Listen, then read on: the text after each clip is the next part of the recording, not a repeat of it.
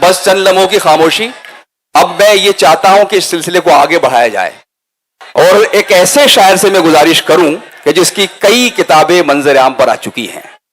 وہ شخص کہ جو زندگی کے تلخ اور شیریں تجربات کو غزل کا جامہ پہنا کر اس انداز سے پیش کرتا ہے کہ آپ کی سماعتیں مشاعرے کا سما باندھ دیتی ہیں شاعر کے ساتھ ساتھ. تو میں گزارش کرتا ہوں جناب آصف صفوی صاحب سے جو کانپور سے تشریف لائے ہیں, گزارش کر رہا ہوں تشریف لائیں اور اپنی شاعری سے نوازیں. جناب آصف صفوی صاحب, استقبال کیجئے ان کا.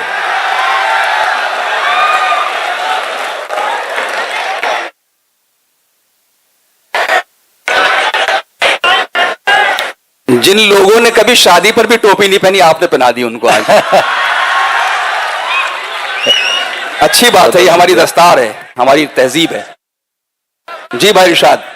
معزز سامعین, اردو غزل کا ادنا سا طالب علم ہوں, محبت کے ساتھ سماعت فرما لیں دو چار شعر.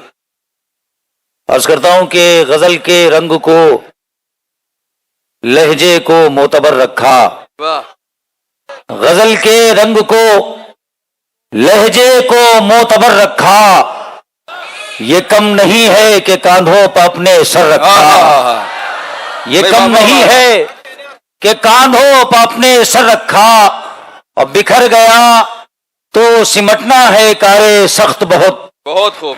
بکھر گیا تو سمٹنا ہے کارے سخت بہت, اسی خیال سے خود کو سمیٹ کر رکھا, اسی خیال سے خود کو سمیٹ کر رکھا.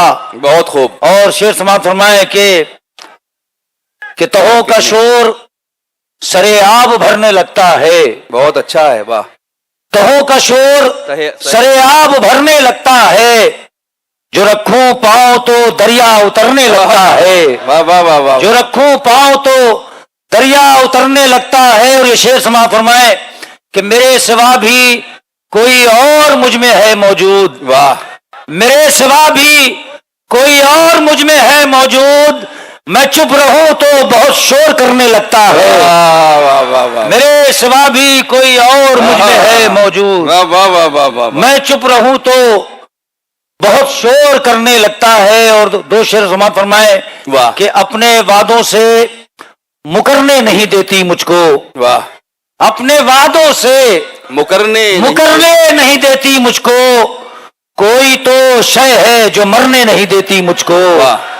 اپنے وعدوں سے مکرنے نہیں دیتی مجھ کو, کوئی تو شے ہے جو مرنے نہیں دیتی مجھ کو.